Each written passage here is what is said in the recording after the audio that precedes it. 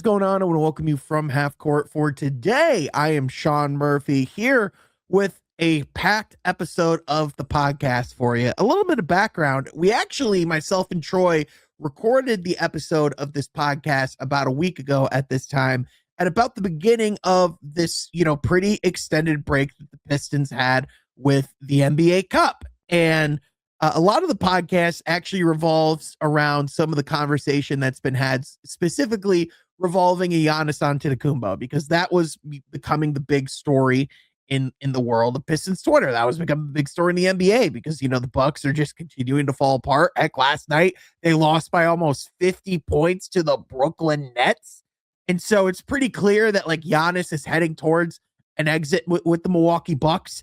His days there are numbered. And so Troy and I in this podcast, we actually have a conversation about should the Pistons go after Giannis, and more specifically, why a Giannis Antetokounmpo trade to Detroit just might not make a whole lot of sense. But then there was another trade that might not make a whole lot of sense being reported about in regards to the Detroit Pistons by this mother Sham Charania, who just has no regard over my podcast upload schedule. He couldn't care less what I have in the chamber. No.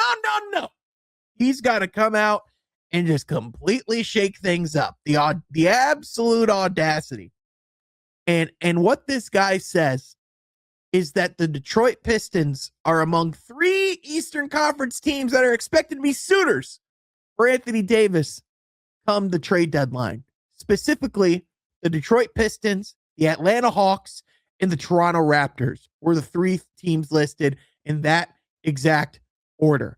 And normally I don't really bring up the order of operation of when teams are listed in this type of report, but I do think it's important to consider, and I'm going to tell you why in just one second. But I do also think it's important to note that in the last week, we have also gotten corroborated reporting from Omari Sankofa that says that the Pistons have actually not had any conversations with the Dallas Mavericks in regards to Anthony Davis. They haven't had conversations internally about going after Anthony Davis, and it doesn't really sound like it's in their plans. And, to really go alongside that, Mark Stein went on the NBA show on Sirius XM and said that the Pistons aren't expected to go out and make any major moves at the trade deadline, which pretty much backs up an exact thing that JB Bickerstaff said on the FanDuel Sports Network on Run It Back on Michelle Beadle's show, saying pretty much the exact same thing that going into this year, JB, the front office, they felt like this team had the right to see what this group could do and to continue to grow alongside each other. And first of all, when you just look at the circumstantial evidence, you're telling me that after the Pistons are 20-5, have the best record in the Eastern Conference, everyone's clicking at a really, high rate. They have 10, 12 deep that they can go to in the rotation in this current state. And you're telling me that they're suddenly having second thoughts about this group playing the season out together. And the player that they're having second thoughts in regards to going after and wanting to break this group up for is Anthony Davis, who in 3 or 4 years can be paid $70+ million if he were to be extended this summer, which, by the way, he's eligible for. And when a player is eligible for an extension and it's being reported that they're eligible for an extension, they want that extension. So that's something to consider. Why, for one, I don't think it makes a whole lot of practical sense, because if you're going to get an Anthony Davis and you're going to be giving up significant assets to do so, not that you would have to give up much of a significant haul in this case, especially given the circumstances of Dallas just wanting to move on from the Anthony Davis era and from, the botched Luka Doncic trade. And I mean, just the concept of trading him. I mean, we've had that conversation. Move on. We've had that conversation. Move on. Anyways, for the Pistons, it just doesn't make a lot of sense when you lay a lot of the circumstances. And the reason why I think the report was the way that it was and why we got said information is because I think it's important to point out that Sham Charania, who he's close to and who he reportedly gets a lot of his information from. And I'm not making this up. If anything, if you don't believe me, just let me show you. This is actually from podcast Game Over with Max Kellerman and Rich Paul on the Ringer. And if you didn't know, Rich Paul, pretty big agent in the sports world, represents one Anthony Davis. This is from just this past week. I remember thinking at the time that the Jets. Hold on. Yeah. All right. I got to answer this. Go ahead, do it. I'm on the show right now, but I had to take your call. Because you Shams. I had to take it, You're my guy. What we got? Okay. Okay, perfect. All right. Who gives who information when Shams calls you? Don't worry about all that. Don't worry about all that. I mean, for one, this very well could be, some form of, sort of skit, something that they're putting out to promote the podcast. But it's very clearly, even if it is a skit, it's a skit based in the reality that we all know that Shams Charania is in with these agents and in with these players. And they help with spreading the narrative. And the reason why I brought up the order in which the teams are listed with the Detroit Pistons, the Atlanta Hawks, and the Toronto Raptors in this report for Shams Charania is because I believe that this is not as much the list of teams that are actually going after Anthony Davis, as I believe this is the order of teams in which Anthony Davis's camp believes he could get them to a finals. That this is the list of teams that Anthony Davis wants to go to. And I think when you look at some of the reasoning why, and I mean, if you look at these three teams, this is very clearly like three young, up and coming franchises with markets that clearly care about their organizations. I mean, if you were to go, to Detroit, that's a storied franchise, fits very well with the defensive identity. The Atlanta Hawks, obviously Atlanta's a big sports market. They clearly have a need at center and can slot in pretty easily. They went and had a pretty active offseason. In Toronto, I mean, Toronto cares a lot about that basketball team. And I mean, Toronto's a really cool city. That's, that they're clearly young and interesting as well. He's someone, and if he slots in there, that's potentially interesting too. I mean, watching the Atlanta Hawks Pistons game on Friday, which by the way, was one of the best performances that the Pistons had all season, which I, quite frankly, I wasn't sure what to expect coming off of that 5+ day, rest that they had. I know that they were practicing and, were in the lab during those days. It's not necessarily like it was just like a full, respite and just, going on vacation or anything of that nature. But nonetheless, I mean, that's still like a pretty significant period of time without playing an NBA game, especially when you're within the flow of a season. So the fact that the Pistons were able to come out and play as dominantly as they did, I just think it showed, just how good this team really is, how legit they really are. I mean, we're at the 25, game mark of the season, and the Pistons and the Oklahoma City Thunder are the only two teams in the league right now with 20+ wins. If that doesn't tell you what you need to know about this team, I don't know what does. And so when you look at the needs of this franchise, when you look at the needs of this roster, I mean, it's one thing I know people are bringing up like the Rasheed Wallace comparison of like, go and get your Rasheed, and potentially make this a championship team. The difference is that team in 03-04, even when they were, like ascending and making the run that they were, I mean, this wasn't a team like this current Pistons team that everyone's in their early 20s or late teens. Like, you still have guys like Jalen Duren who are insanely young, and Cade Cunningham isn't even 25 years old yet, so when the major foundation of your core is still so young, there isn't that rush to go and make that type of trade to go and get that major piece. I mean, I still think they can go and make moves around the margins. I think they can go and make moves and add complementary pieces to their rotation.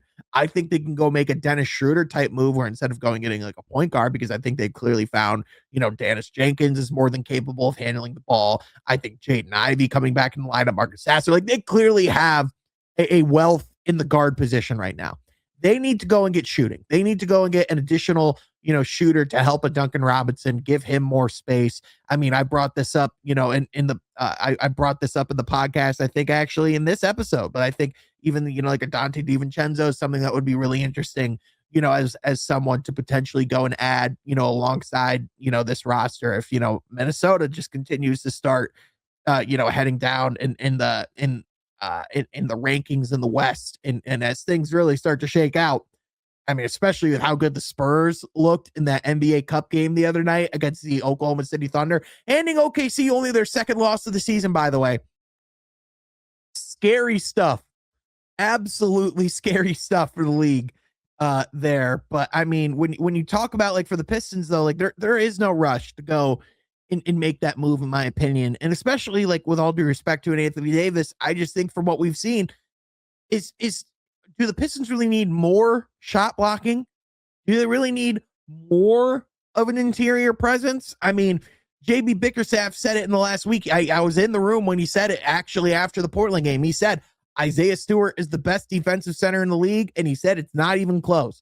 And I mean, especially when you talk about the fact that he's able to say it that confidently when there is a Victor Wembanyama in the league, which I know Wemby does have the natural advantage of being 7'5", but the fact that Isaiah Stewart is even making a case to be in that conversation at 6'8" in this modern league, I mean, that just tells you everything you need to know about Isaiah Stewart. But again, what about this team screams they need another paint presence? Like, yes, like there is like to me, there is something, like potentially intriguing about just going fully into that concept and leaning in and being able to play a Duren and a Davis together, or a Duren and a Stewart together. Who knows what that would look like if you had all three on the court together. But the problem is that just shrinks the court even more for a Cade. That just brings the spacing down even further. That limits how much you can really throw in Asar Thompson into the lineup. So there are so many things as you lay out the basketball components where it just doesn't make a lot of sense.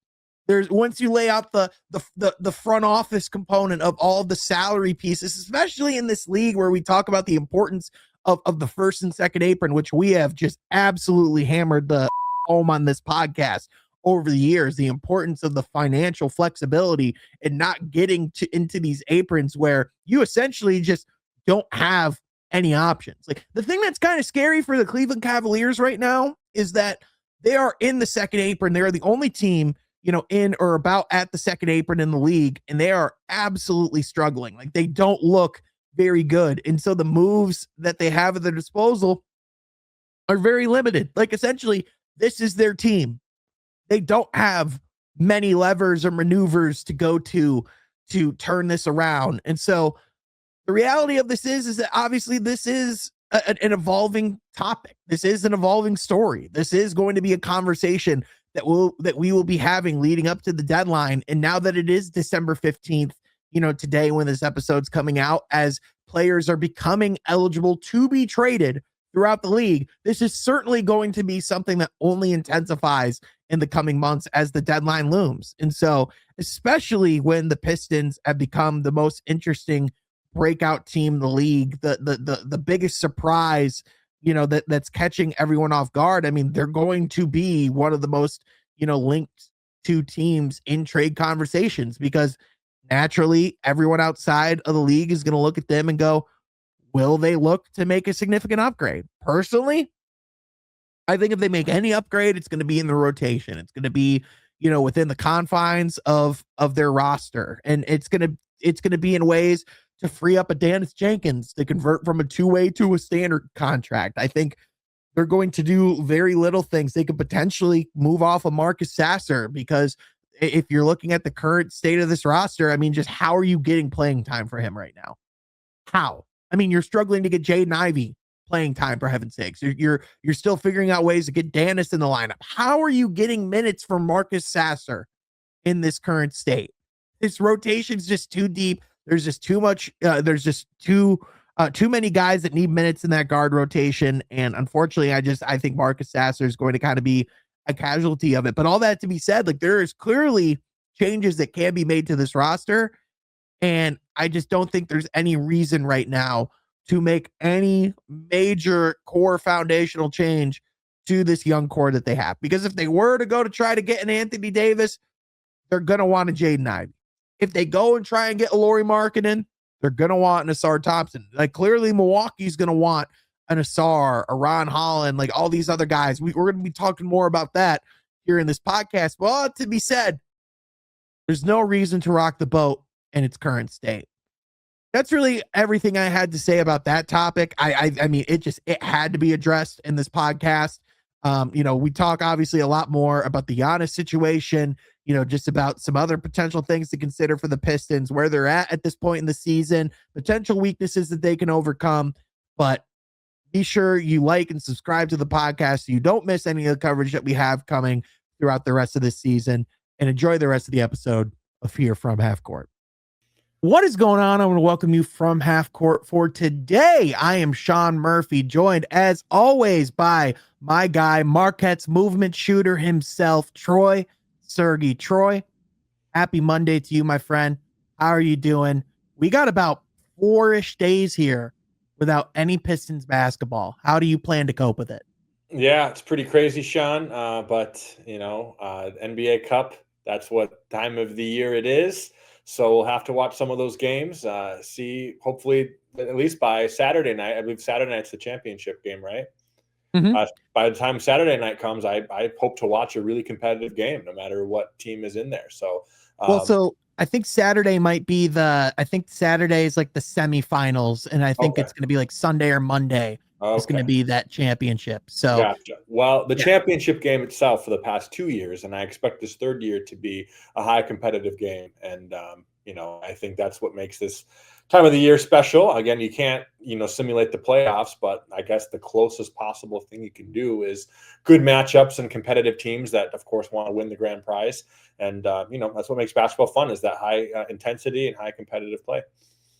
Yeah, no question. It's in the slate this year of I'll be honest, the Eastern Conference slate feels pretty weak. Like it kind of feels like the Knicks spot to lose at this point with some of the injuries and things that we've seen, especially Orlando's kind of coming into the cup hobbled. Toronto, it's kind of hard to make of what they can do in this run. And, Miami, that's a team where it's like very high floor, but you question the ceiling. And so it'll be interesting to watch. We were talking about this right before we started recording, where it almost feels like for teams, I thought like Detroit missing, like the NBA Cup at first, it felt like a massive missed opportunity. But on the other hand, as you kind of look to see, the fact that these guys are now gonna, a lot of these teams are gonna have to, continue to play, back-to-back schedules, which a lot of these teams of late have been playing like 5 games in 7 days or 6 games in 9 days. And it's like, that's a lot of basketball in a very short period of time.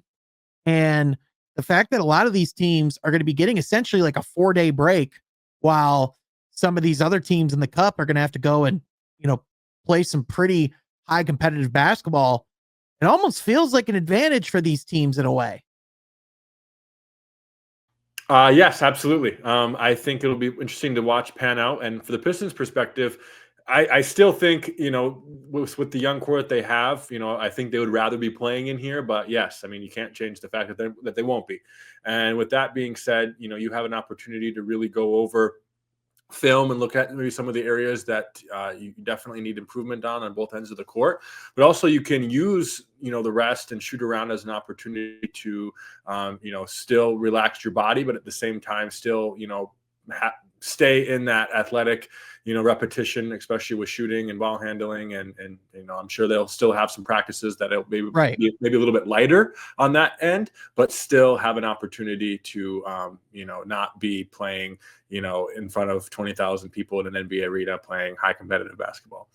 Right. Not having to do back-to-backs, not having just, a travel day in between, not having to do 5 and 7 or whatever. A lot of these crazy, amount of games that they're doing, which that is, just from hearing like people talk about the cup. If you're talking about what the biggest flaw is right now, it is the schedule, in the sense of, like the emphasis around the league. What should be the point of emphasis is, the importance of limiting minutes and keeping people from, like playing all these back-to-backs, which we've talked about, can lead to injuries. I think unfortunately with some of the ways that, the cup has been scheduled and just kind of the current slate of where it is in the calendar, I think, just the way that there's all these different 5 and 7 or, just these front loaded schedules, I think that's at least somewhat causing some of the stuff we've seen. But from Detroit's perspective, it's like they've kind of gotten healthy right before this break, and now they can really use it to, really round into form. And, really should be no reason that they won't be able to get back to their high energy brand of basketball that's got them continually standing at the top of the Eastern Conference. I mean, Troy, they grabbed that lead at the beginning of the season, and for all intents and purposes, they really haven't looked back. Like the only team that's gotten close right now is the Knicks, and then a team that's snuck up into the top 3 is the Boston Celtics after a really rough start to their season. Yeah. There's a lot to say, but on our Pistons front, it's been so cool to watch that, the first 10 games of the year wasn't a fluke, right? And the first 15 games of the year, not a fluke either. And to see them just continuing to play the basketball that they have all season long, with Cade at the core of things, and Jalen Duren's just been spectacular as well. And even, guys like Isaiah Stewart, I feel like I've been really impressed with him too, where it's like, hey, these guys have figured out how to win in this league, and they're hungry. And they're hungry to win and continue that type of play up. Kind of talking about the Celtics here, Jaylen Brown has been having an exceptional year. Now, I think we kind of figured that just with Jason Tatum being out, but I've been really impressed with how he's been able to play. Anthony Jordan Walsh. Yeah, Jordan Walsh too. Really high competitive minutes he's been playing. I mean, like his minute boost has really bumped up lately. I was going to say Anthony Simons as well, when he's been able to get on the court. Really much a player that has impact on the offensive end. Yeah, it's interesting because it feels like with Anthony Simons, he's kind of had like, not like a super consistent role at times. There's points where he's been, in and out of the rotation. He's kind of hovering around like anywhere from like 12 to 25 minutes right now is kind of where he's sitting at. But like Jordan Walsh is starting to like it's interesting because he kind of started the years like out of the rotation. Last year, like I remember like he was the guy that everyone joked like he looked like the end of the bench 2K like guy that you use to fill the roster when you don't have the rights for the old like historical teams. But like when you watch him play now, especially ever since they've been using him as like this defensive like assassin and really as like the primary ball stopper, he's low-key becoming one of the better ones in the league. And like, I think they've low-key stumbled onto something that when Jason Tatum does come back, which there's more and more buzz that we could see Jason Tatum as early as January, as far as like a recovery from an Achilles, like 9 or 10 months after an Achilles tear, which is crazy. I mean, that's like 8. We don't see that. No, we don't see that often, ever. I don't know if we should see it, but the fact that it's even a conversation is something crazy in it of itself. But the fact that they're even this competitive now, I mean, and never count out this organization. I mean, I think Sean, right after the KG, Paul Pierce, Ray Allen years, they had somewhat of a rebuild, but they were very quickly right back on top. I mean, this is an organization that they do not lose, right? They want to be in the top of the Eastern Conference standing literally every year. And that's what their fans expect of them. That's what their coaches and organization and ownership expects out of them. And that's what the players, have the expectation for themselves. So, when that type of culture is what you are in, as much as we thought it would be a little bit of a down season, my goodness, we're seeing something different. Yeah, you don't have a new owner buy your team for like $7 billion and expect to be at the bottom of the Eastern Conference standings, like just flat out. But when talking about going back to Detroit, because I told you before the pod, I have a topic that I wanted to start with that I'm not going to tell you what it is. It is not what we have discussed thus far. What I want to discuss is a certain guy who's getting a lot of buzz in connection to the Detroit Pistons online, specifically in the Pistons community. Troy, Pistons fans want to go all in on Giannis. And I want to have the conversation here because I don't want to continue to be the bad guy. I don't want to continue to be the narc. But I just don't see it as a realistic path. Now, like specifically, like, again, like Giannis last week reportedly, it's they are just inching like a snail's pace towards a trade request. It's clear that Giannis just doesn't want to publicly request a trade. And it's clear that Milwaukee doesn't want to move on from him until he publicly requests a trade. So they're kind of at a stalemate there. However, the reports are that Giannis would no longer be just interested in New York. He would be interested in multiple, like in numerous teams. Like, it sounds like he just wants to go wherever he has a chance to win. So naturally, people look at the Pistons, the hottest young team in the league, like a team that seems like they're a legitimate star away from being able to actually compete against an Oklahoma City, or, like, who knows, bring home a Larry O'Brien if they put things together. There's just a lot of things that just kind of don't really add up there, or where it's really hard to clear those bars. And I mean, Troy, I think one thing we know right off the bat, just like the easiest thing to explain, is we just don't see like these many guys traded within conference, let alone in division. Yeah, and I think that right there makes things even more complicated than they already are. Is if the Pistons would be serious about getting a player of that caliber. It's hard when we're winning basketball games, Sean, with the talent we have in house. Now, of course, don't get me wrong, Giannis is just a once in a generational type of player that, of course, all 29 other teams would be drooling over, to get, including us.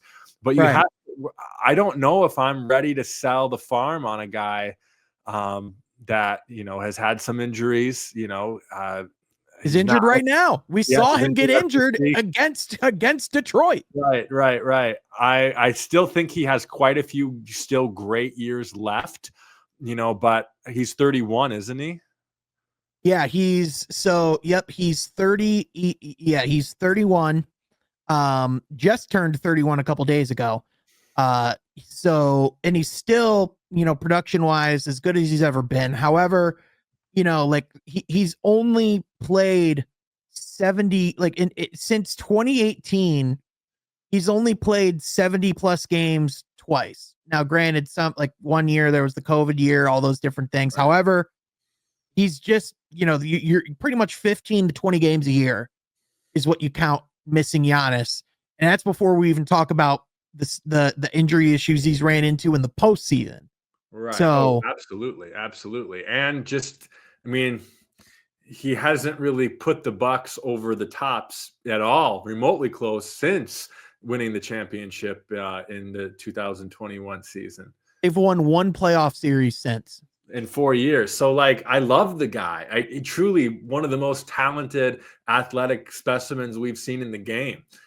But it's just, I'm not ready to do that kind of move. I mean, when you do that kind of move, you are putting every inch of your chips. I mean, you are putting everything in the table. Yep. So I kind of went over a lot of things that make it difficult, right? Now, here's the part where I just get nerdy and just explain why it's just flat out impossible. Okay. Like, not impossible, but near impossible.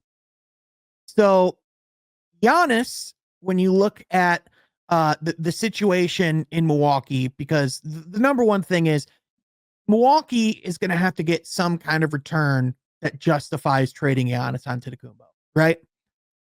And the biggest problem that Detroit faces in regards to putting together a trade package to get a Giannis is the fact that the Milwaukee Bucks don't have control of their picks. So draft capital, like if you're giving them like the team that Giannis is going to play for, if you're giving them that team's first round picks, what good is that going to do you? Like if whatever team Giannis is going to go to, they're going to be awesome. At the very least, regular season wise, they're not going to finish like with a bad record. So that you're not getting a very good first round pick. So that's where, when you look at the teams that are going to be able to put together a package to go get Giannis, they're teams that own other teams' picks. So, like, Atlanta owns other teams' picks. The Spurs own other teams' picks. Like those are the teams where it's like, oh, we have our stuff, but we have other teams' stuff too. And that's where it gets really complicated. Not to mention the fact that the current general manager of the Bucks, his name's John Horst. When Trajan Langdon interviewed and got the job at the Pistons requested to interview John Horst from the Milwaukee Bucks for their position with the Pistons, and they were denied. And so, if the Bucks wouldn't even let the Pistons inquire about an executive, what makes you think they're going to let you inquire about Giannis Antetokounmpo?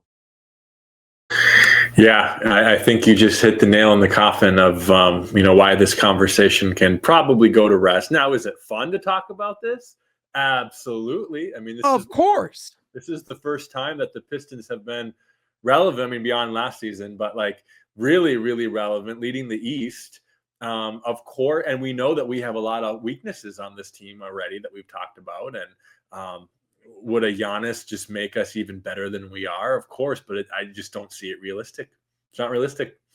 Yeah, unfortunately, it's one of those things where we've talked before where, like, I've made the analogy before to Avengers Endgame, where or Infinity War and Endgame, where Doctor Strange is like, it's the one scenario, and I said, you know exactly when, and this just isn't the one.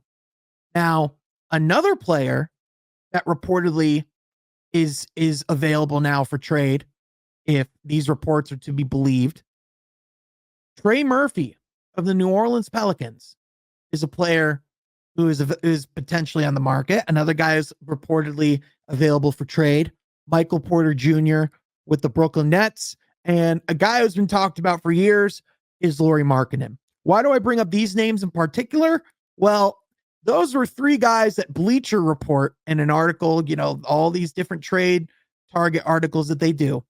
Those were three guys listed for players that the Pistons should trade for. Now, there's one guy in there I actually really like. And there's two in there I just don't think make a lot of sense. I think you can probably guess where my head is, but Troy, I'd love to hear your opinion. Well, you've been high on Trey Murphy for a while, haven't you, Sean? I have. Yep.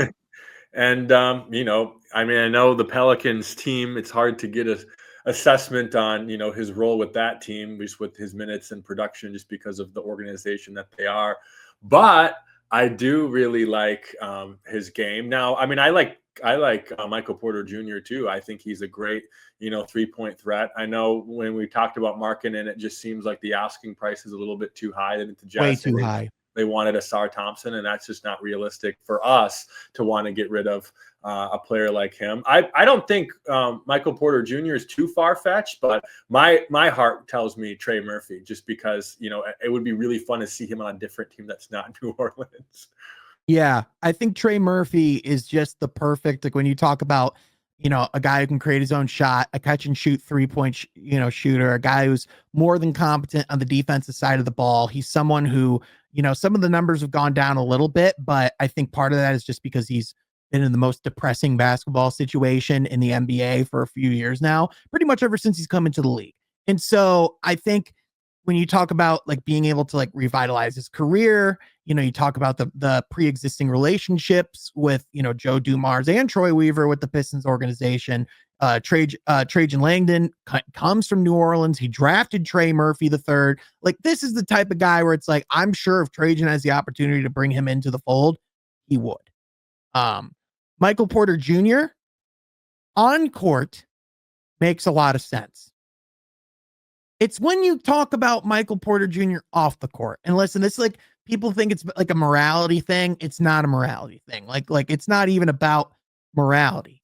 It's about, is this guy like, is he right in between the ears? Is everything there focus wise? Like, I know Denver did a really good job of covering things up, but like, I can tell you, Troy, for like this isn't me guessing. Like, what I've heard is when he got to Denver, the first thing they realized is he did not need a microphone in front of his face. And unfortunately, we have seen that play out in full force in Brooklyn. You're on mute. Am I off mute? Yeah, no, I mean, I've seen some of the clips so far in Brooklyn so far, and sometimes it just seems like he should think maybe with his head before thinking with his mouth. But at the same time, I don't know. I'm a little more high on him on the basketball end maybe than you are. It sounds like. I don't know. No. Like I said, on the court, on the court, he's playing really well. I mean, he's awesome right now. Like some of the efficiency stuff, it could be a little bit better. I mean, effective field goal percentage is almost 60%. That is pretty good. But my questions are, like, how does that, like slot in when he's not going to have that same level of responsibility? And when you look at, like, one of the things that the Pistons have prioritized is getting high character guys, quality players in the locker room. I know at a certain point, if you have enough of those guys, you can maybe balance that out and say, okay, we can get one guy that we can manage. But if there's other guys available, he just wouldn't be number one on this list for me. Maybe sure. I would go number one. I would go number one, Trey Murphy, number two. I would literally go in that order. Yeah. 1, Trey, 2, 2, Michael Porter Jr., 3, Lauri Markkanen. And it's not even because Lauri Markkanen's the worst. He is probably the best player on this list.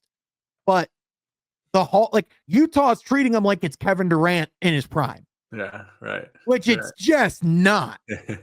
which makes you wonder if that's what you are, if that's your true asking price, are you ever going to even get rid of him? Right, exactly. Like that, which is why a lot of the reports are saying it's sounding like Utah's becoming more, more set on the fact that they, more focused on possibly just continuing to just build around Lauri Markkanen, which, might make some sense. However, I'm not sure if you saw, there's a clip from a Jazz game last night where head coach Will Hardy could hear his guy, you could literally just hear him say, I'm sick of having this conversation every game. Play harder. And he did not use quite that nice of language. There were maybe a couple of F-bombs thrown in there.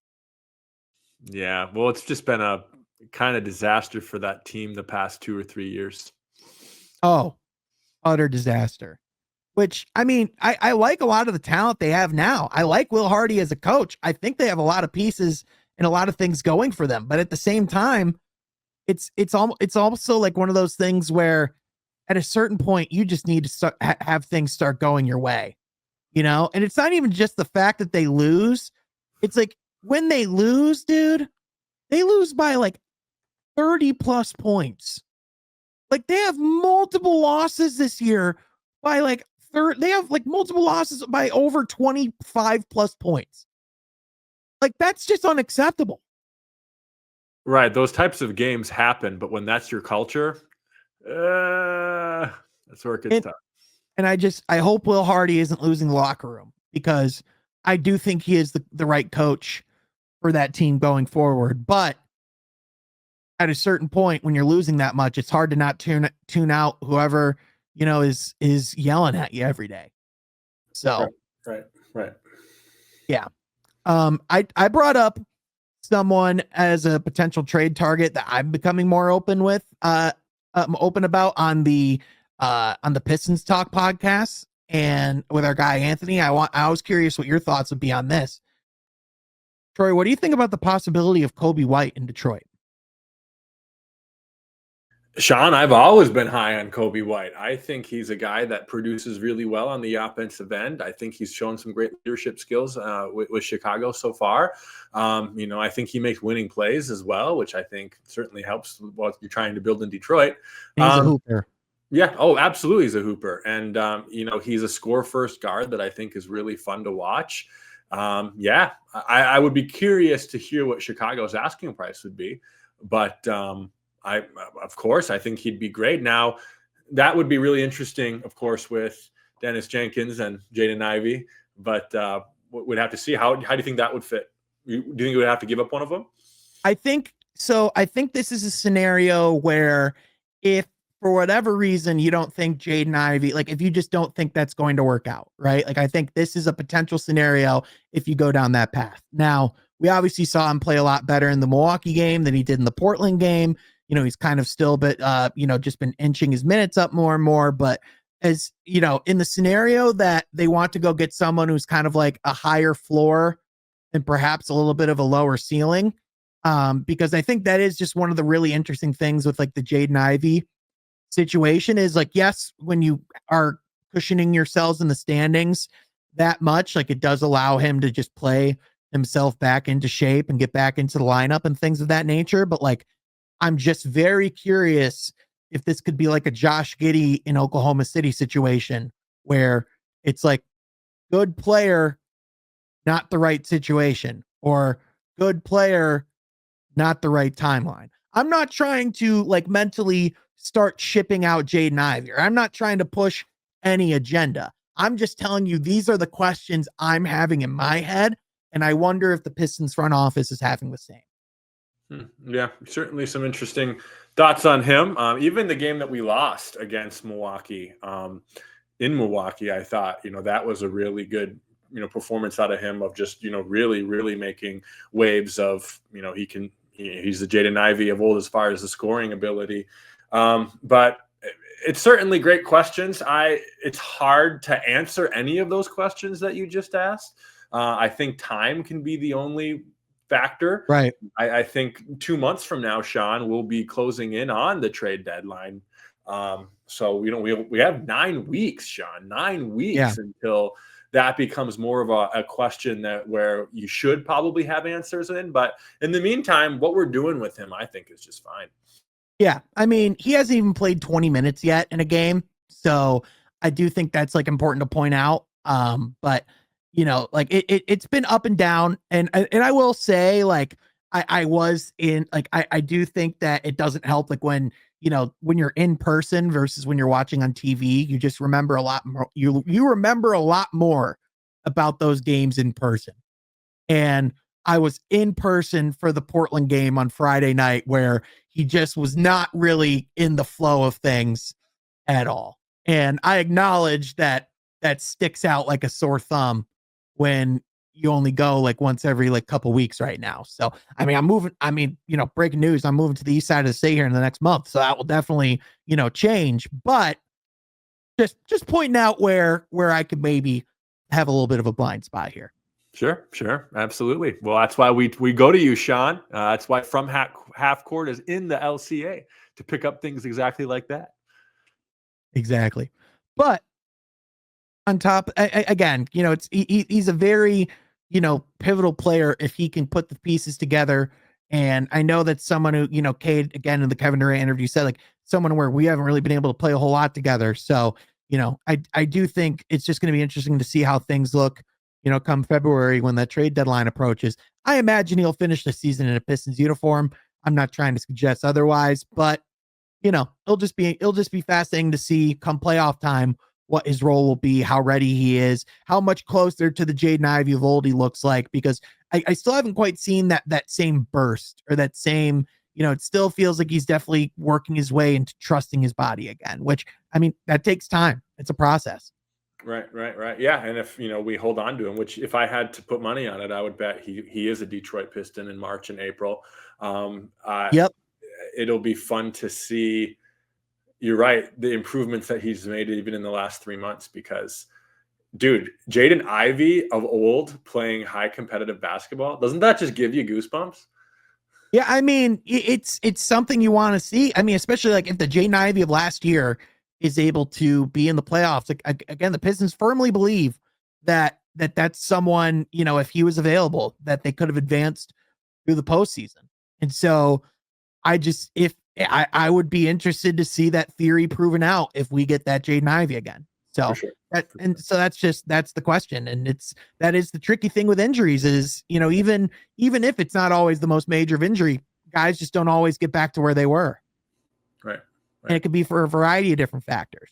And what makes this situation so weird is the Pistons record didn't do what I think a lot of us would have anticipated it did after Jaden Ivey went out. It went this way. And that's where it just becomes a really weird conversation. Yeah, exactly. I guess it's a good conversation. Not that, he's hurting your team. We know he's certainly not hurting our team. It's just we got some deep guys on our team. We got a deep bench. We have really high impact players who love minutes, who will play their heart out for 10, 15, 20 minutes if they're on the court. And that makes up for offense and defense. You have that type of locker room and those types of players that buy into the culture that the coaching staff and organization is trying to build. Speaking of a team who's trying to build a culture and getting people who buy in, what the hell's happening with the Clippers, man? I mean, specifically sending Chris Paul home on a Tuesday at like 2 or 3 in the morning. Granted, apparently there were like flight issues and they wanted to tell him in person. And so they were trying to do it the right way. But nonetheless, like this isn't just some two-way player. Like even if they did this to like a two-way, like that would suck, but it wouldn't make the news. This is the greatest Clipper of all time, a top 5 greatest point guard of all time, a league ambassador, one of the biggest stars of the 2000s, someone who has done so much for the game. And from all reports, the reason why Chris Paul got sent home was because he was being Chris Paul. Like he was annoying. Yeah, that's Chris Paul. He wants to win. And if you suck, he's gonna say something.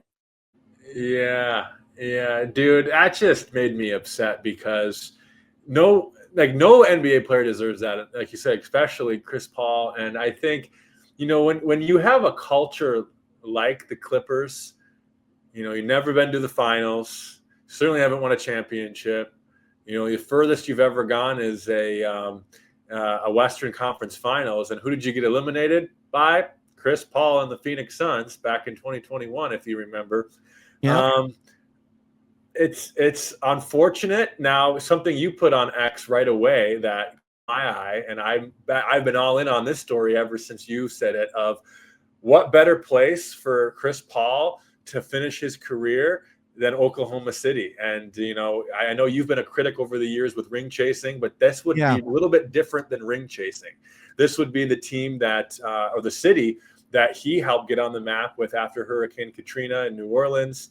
This is a player that had a great stint with the Thunder, almost winning a little bit 2 games during some of their rebuilding 5, 6, 7 years ago.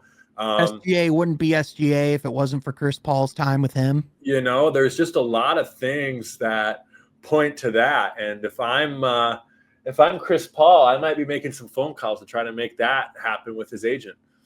Well, and here's what sucks, Troy. Not only so you would think Chris Paul's a free agent right now. He's not. Like they didn't release him. They sent him home, meaning he's still under contract. He's still under salary. And to a certain extent, the Clippers have control over his destiny. And so they're probably going to try to trade him.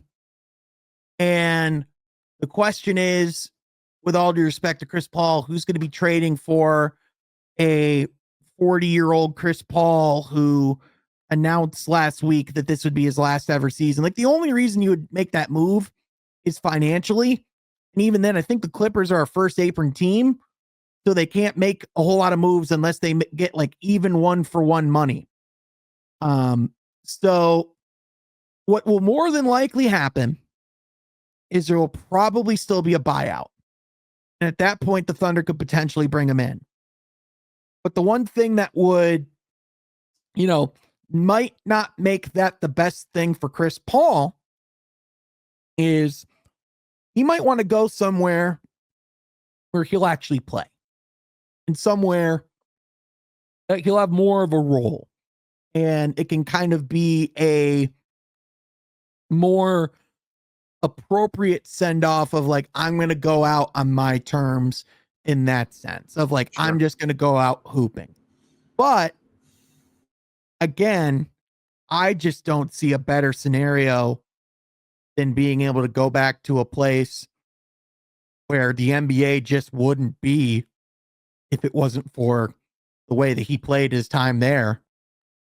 Like it just, and again, someone who deserves a ring before he retires.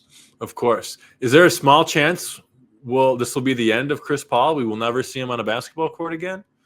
I think if it's up to Chris Paul, it will not be the end. But unfortunately, I don't think this one's entirely up to Chris Paul. I think one of the reasons why, like if there's anything you cannot argue about with the release of Chris Paul, unfortunately, is that the quality of play. Like Chris Paul, he looks every bit of 40.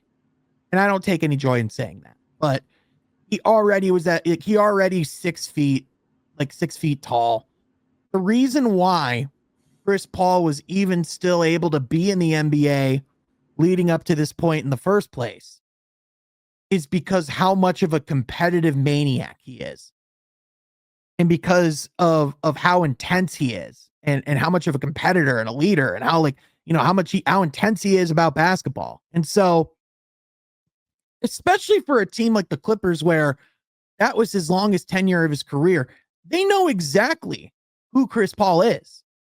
Like this is a guy who's been in the league since 2005. Like we all know who Chris Paul is going to be when you bring him into the locker room. So at the very best, this was just a massive miscalculation. But at the very worst, this is just showing why the Clippers maybe aren't so better than they were after all, because even Blake Griffin said it on the broadcast, on Amazon on Friday night. It starts with respect. And if you don't respect the people that put you on the map, then how do you expect people to come in and want to be a champion of your culture? You can't. You think a lot of that's Steve Ballmer culture? It starts with Steve Ballmer. It does. I think, Steve Ballmer comes from he comes from the tech industry. He's very, comes from the cutthroat world of Silicon Valley, especially let alone Microsoft. I think there's certain things about the world of sports that a lot of people in the world of business don't necessarily understand right away. And I think this is just like one of those like first lessons of like, even if you are going to send Chris Paul home, there were so many better ways to do it than this. Mm-hmm. Mm-hmm. Like maybe, I don't know, just wait until they're not on the road. Maybe let it maybe at least make it so we could just drive home. Maybe I don't know, release him on the spot so he has the freedom to go do what he wants to do. Have a plan. Don't let him sit in limbo. And here's the crazy thing, Troy, hearing all these things, you know what came out days after this Chris Paul situation? Let's hear it. That the Clippers are looking to reportedly extend their front office. Lawrence Frank. Yeah. So us Pistons fans know about Lawrence Frank. Oh my gosh, man. Personally, he's my least favorite Pistons coach of all time. Yeah. And I know a lot of people are like, oh, what about Monty? No, screw Lawrence Frank. Dude, it was just a rough era, man. It was a rough era. Yeah. And I mean, this is the beginning of a rough era right now. And that day of reckoning that we have been talking about for years, where the Thunder are just going to be awesome and they're just going to keep getting all these top picks. That day of reckoning has come, Troy. They still have only lost one game. Yeah. Yeah. And even that game, I feel like was a game, fourth quarter mishap kind of thing. They could for be sure. They could be undefeated right now. Oh, absolutely. They should be undefeated right now. December. So, dude, what team in the West? I mean, there's some talent in the West, but with Wemby out, and I mean, Rockets at times have looked fine. Is there any contest of who's going to make out of the West this year? Well, when Wemby gets back, the Spurs are going to be a very real problem. Even without Wemby, they've been 7-2. And De'Aaron Fox is starting to look, like the De'Aaron Fox that they went out to go get. Mm-hmm. The Lakers are very interesting. Yeah, from they the had a fun one standpoint. last night against the Sixers. Like at the very least, I think the Lakers are just going to be a team you don't want to face in the playoffs. Denver obviously has to be right there. Anytime you have the best player in the world, you got a puncher's chance. I still think, especially that Aaron Gordon injury, that's just devastating. Mm-hmm. If he can get back in time to get into good enough shape come the playoffs, they'll still have a chance. Yeah. How about Jamal Murray's play of late too? That's been fun. He's been awesome. I mean, it's been like playoff Jamal, but from the start of the season. Right. Which is what you want to see. Yep. But here's a question I have. What's Minnesota doing exactly? Like what? Like this is a team that's made the Western Conference Finals 2 years in a row, and as a young ascending star, in theory, they should be going this way. But for all intents and purposes, because of some of the decisions they've made, because of the fact that some of the gambles they've taken, and a guy like a Rob Dillingham, they're going this way. Right. And come playoff time, I don't think they have the firepower to beat a Houston. They're going to get destroyed. They're going to get destroyed in the interior. I don't think they're going to have the firepower to overcome. I don't think they're better than Denver. I don't think they're better than Houston. Sure as hell not better than Oklahoma City. So they're maybe the fourth best team in the West right now. And they don't have a lot of future assets. And I mean, are they better than the Spurs? Exactly. Personally, if Wemby's healthy, I'd take the Spurs in 6. Yeah. Right. Yeah, I mean, and if you take it by that measure, this team is definitely out in the second round, but could even get a knockout in the first. Yeah, for sure. So my question is, at a certain point, is Minnesota going to have to now I'm not saying they're going to look at a rebuild, but kind of like how we'd see teams take gap years, or see teams just kind of retool over a year or two period of time. They might have to start considering doing that with Anthony Edwards. Right. Now, here's the problem. Right. Here's the problem. They tried doing that with Kevin Garnett, and they never got good again. They had to trade him to fix that boo-boo. Right. Yeah, I was going to say, you certainly do not want to walk down that avenue again, but also you don't want to continue to win going all in and coming up short every single time. Well, especially when you don't have any conceivable path to going and getting that true Robin alongside Ant. They went and made a big Robin that you think that could be available. Well, kind of what my argument is I don't think it would be they don't really have the stuff to go out and make many trades. They're monitoring John Morant. I think that's a lateral move.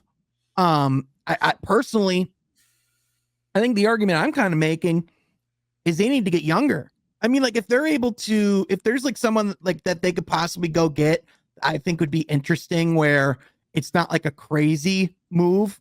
If they could go get a Colin Sexton, I feel that would help this team a lot even, Mm-hmm. They need a point guard that they can rely upon to score the ball, where Ant doesn't have to be the primary initiator of everything. And quite frankly, they need the production that they thought they were going to be getting from Rob Dillingham, because it hasn't happened yet. And it needs to happen here in the next couple years in order because that was a big move. Remember, everyone on draft night, oh, what an awesome move. Rob Dillingham. He's a stud. That's great. There's a reason why they don't raise banners on draft night, Troy. Right. Gotta perform, gotta play well. And it's going to be a great story just because, just making, especially I'm talking 2024, that Western Conference run against Luka and the Mavs, dude, I thought that team would be near the top of the West every year moving forward. I really thought that was just the start of the beginning, but that could have been the start of the end. Yeah. Yeah, absolutely. Troy, there's a team I want to kind of talk about before we wrap up. Just because I was able to see Portland in person. And because of the fact that, that is a team I've just kind of been keeping track of. First of all, kind of on an aside, one player I was really impressed with was Shaedon Sharpe, not necessarily because of on the court, but I stayed over for a little bit, recorded a podcast. As I was walking towards the media area, you kind of passed by the visitors locker room tunnel. The last player to leave the arena was Shaedon Sharpe, because he was in the stand talking to fans and signing autographs and things like that. So I just found that really impressive. But in addition, when you look at now the other day, they kind of got their butts kicked by Memphis. But overall, they're 9-15. They've kind of been struggling a little bit more of late, but there's kind of been points if you look at the foundation, once they get some guys healthy again, I think this is a really intriguing team. And obviously everything that happened with Chauncey, we all know how crappy of a situation is. I'm not sure if you saw this. He apparently just sold his house in Portland. Wow. So don't expect him to be back as the head coach of the Portland Trailblazers. But I want to play a clip because I actually asked JB and Tiago Splitter, the coach of the Blazers, about what JB's made of the way that they've played and if there's any similarities between the Blazers and if the Pistons could be a template for their future success. So here's JB Bickerstaff and Tiago Splitter from my time in Detroit on Friday. JB, I know you know firsthand the difficulty of abruptly taking over a team, kind of middle of the season. What have you made of Coach Tiago's ability with Portland to kind of maintain, their identity, keep them competitive, and how difficult of a matchup do you envision that being tonight? I think he's done a great job. And I think you can tell by the way that they play that they, they've embraced it because they play extremely hard and they have a clear-cut identity of what they do. They're going to attack you off the dribble. They're going to crash the offensive boards. They're going to play fast. And you see that to a man, they understand how they fit in that scheme. So you can tell he's done a good job of that. And it's not an easy job. It's not an easy job, especially in the circumstances that he took over in. That's going to be even more difficult. But, they create problems because of their size all over the floor. Their ability of individuals to play one-on-one off the bounce, get into your paint. And then again, like we talked about, the offensive rebounds, especially from their wings. Obviously, they're big, is elite on the offensive board, but their wings do a great job of crashing too. Thanks, JB.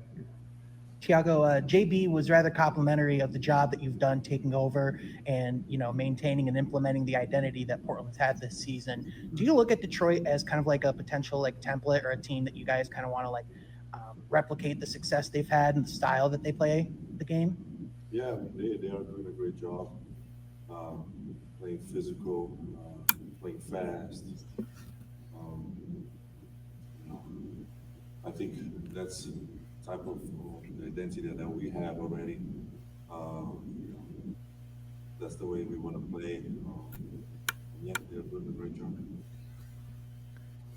Yeah, so I found it to be really interesting discussion, and just hearing the perspective of, like Coach, like Tiago, and just kind of hearing about how they play, but also just about how, what JB sees. Cause like he said, I mean, he's had to do that multiple times of taking over a team, in season, unexpectedly, having a different job title when he drove home than when he drove in.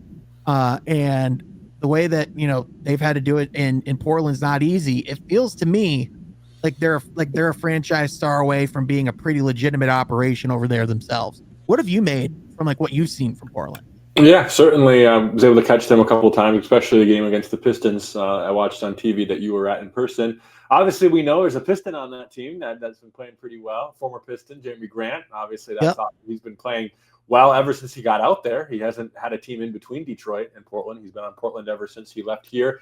But I love Denny Avila, dude. I thought when he was in Washington, you know, he was a good performer. But you know, JB talked about, you know, the size and how, you know, their size makes things harder for the other team on the offensive end because of how strong their defenses are and how their wings crash the boards and things like that. And I think Denny Avdia is a guy that really sets the culture with that. So, you know, and I think he had a great game against Detroit a couple of nights ago as well. So, Yeah.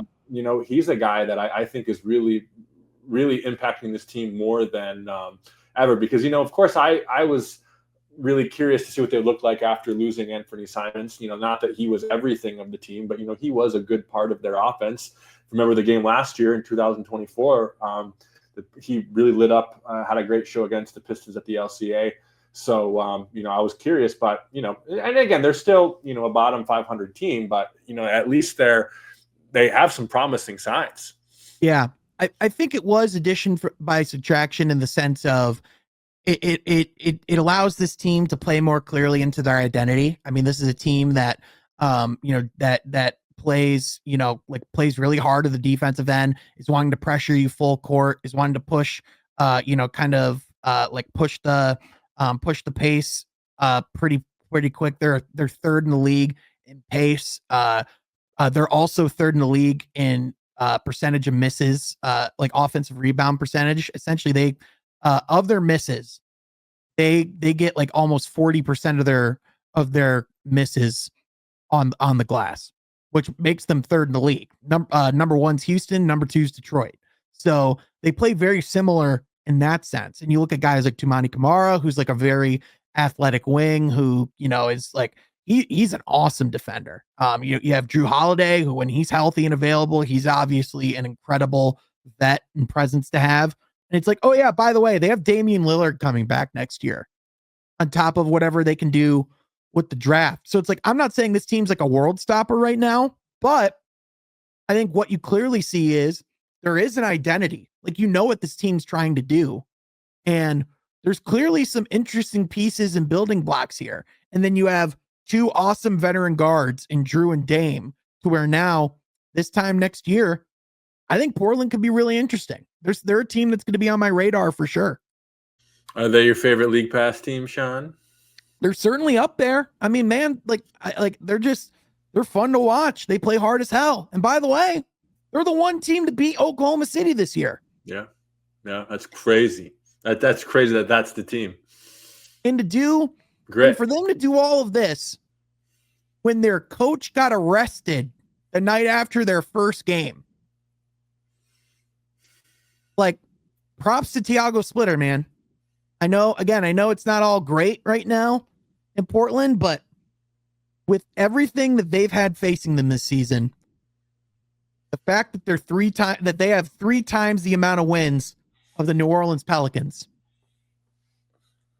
Yeah. You'd argue those situations should be flipped. Sure. Based off expectations. Yeah, dude. New Orleans will have to be its own podcast.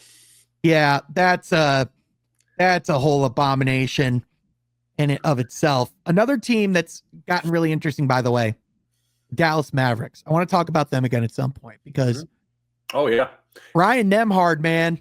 Yeah, I know. I get to watch his brother here in Indy. Yep, Ryan freaking Nembhard. But Troy, thank you as always for being here. And thank you to those for listening. Be sure you like and subscribe so you don't miss any of the content here. And we'll catch you guys next time from Half Court.